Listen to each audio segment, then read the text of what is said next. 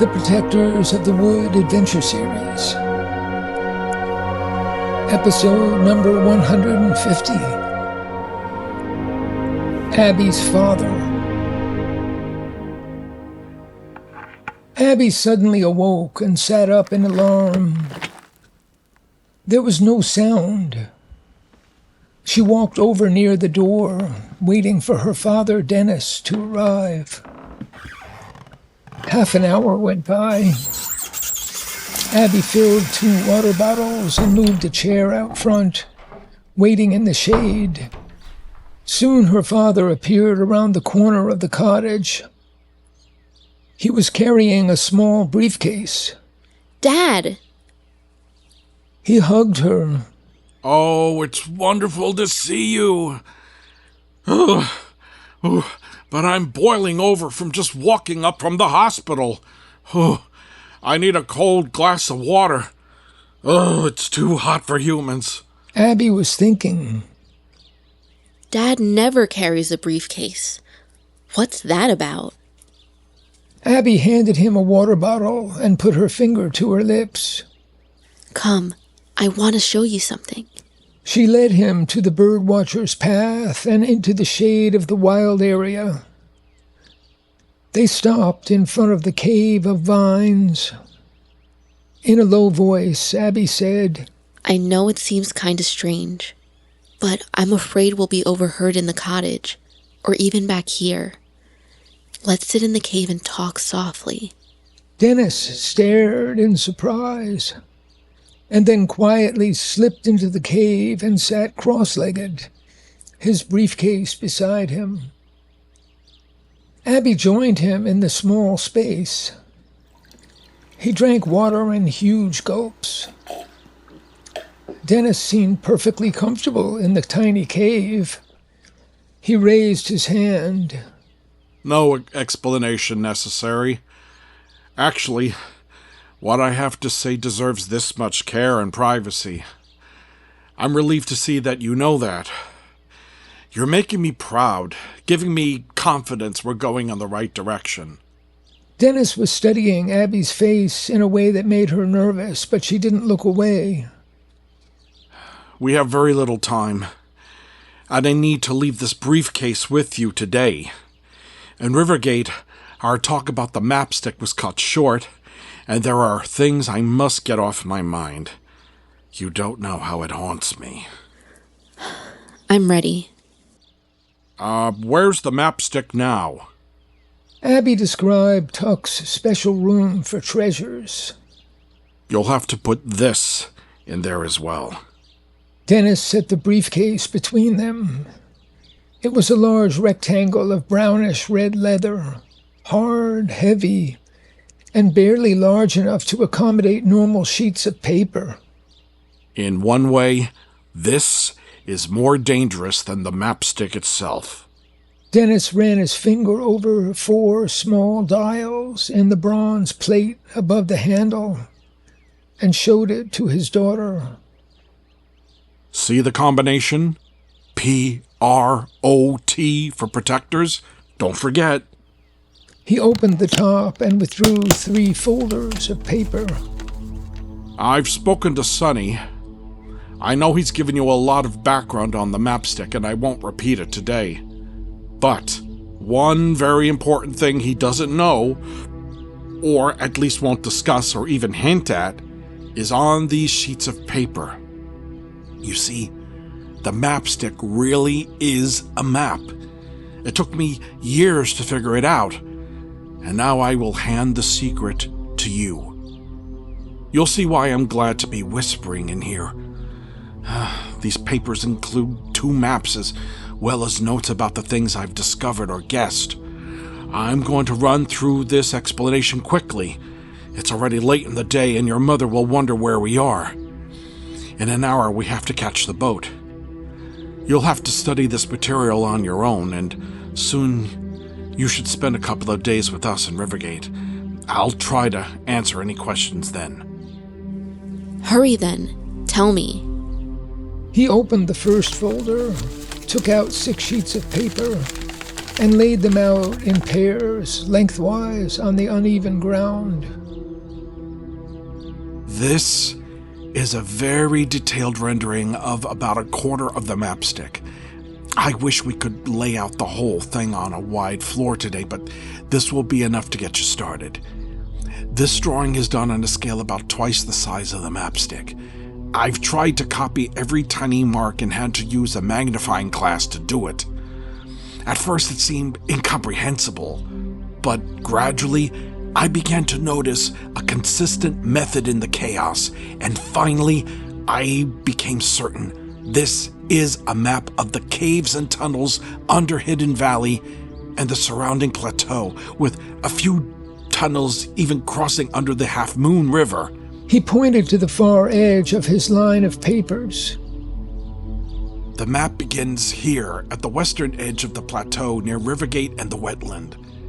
That's the very bottom of the MAPSTICK. The map runs east along the Half Moon Cliffs. At the top of the MAPSTICK, the tunnels are nearly all the way to Evansville. This double line here represents the Half Moon River. You can see here a line crossing the river with parallel lines on top, of course meaning the tunnel is under the river. And see these two diagonal marks?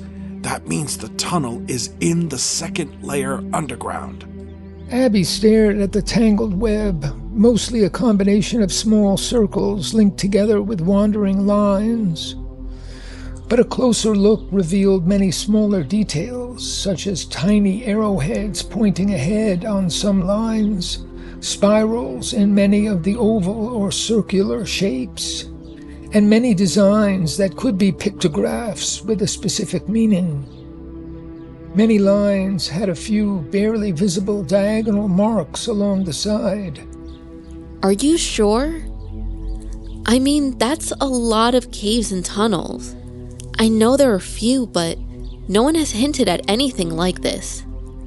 Is it even possible? Over the years, I've done a lot of research. I won't go into the geology of it now, but take my word for it. Yes, it is possible. There are similar places around the world with hundreds of miles of underground tunnels and caverns on different levels. These marks show the depth of the tunnels in layers from 1 to 5. There might be about 300 miles altogether, or at least there were when the MAPSTICK was made. That was perhaps thousands of years ago. The underground rivers create changes. The moisture dripping through the levels create new tunnels and caverns and can cause tunnels to collapse. What about these lines in a lot of the caves? And these other pictures or figures? Oh, I can't describe all that now. You can check my notes for details. But one thing we must go over are the spiral designs in many of the caves. I believe the spiral is a symbol of Dreamstone. Abby blinked. The world seemed to go dark for a second, and when it came back into focus, it seemed different. Her own internal map of the world had expanded into a larger totality. The underground was now a whole level of experience, a personal reality. You know, there are legends, stories of all kinds handed down in Rivergate that at least hint at underground travel and underground marvels of various kinds. I know. Sunny's father told me these stories in the Young Warriors Club. Often a warrior had the power to fly, both above and below ground. But, Dad, I was overwhelmed. This means there's Dreamstone all over this place. Well, yes. I think the size of these caves and the spirals allow us to guess at the quantity. Some caves have very tiny spirals. The central, probably very grand cave that has a large symbol here, like a stick with 2 forked ends. I believe most caves have very small amounts of Dreamstone. And that central cave has an exceedingly large amount. A few are in between. But I see no spirals in the central cave. I think that forked stick has many meanings, one of which is Dreamstone. This cave must be a fascinating place. That symbol in it usually means the world tree, the connection between heaven, the surface of the earth, and the underground.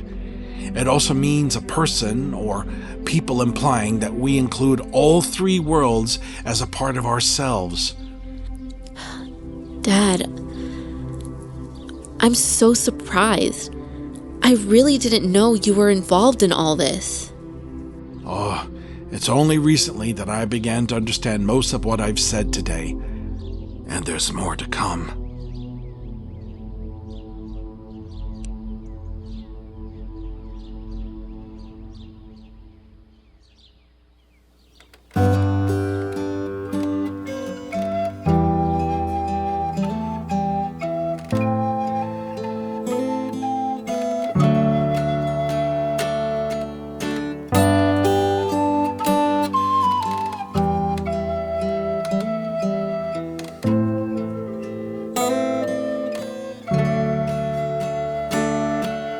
Green leaves grow in the morning light, blackbird on the wing.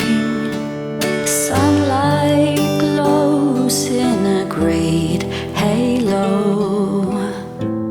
It's our golden ring. I feel you all around me, like the hour of my birth, beating in time with the magic red wine of the great heart of the earth. All things reach out for the sunlight, the hand of life everywhere. Wind in the trees whispers to the leaves. Waves of peace fill the air. I feel you all around me, like the hour of my birth, beating in time with the magic red wine of the great heart of the earth. The sun comes up in its glory, just like the first dawn. Come and join in the story. The long night is gone.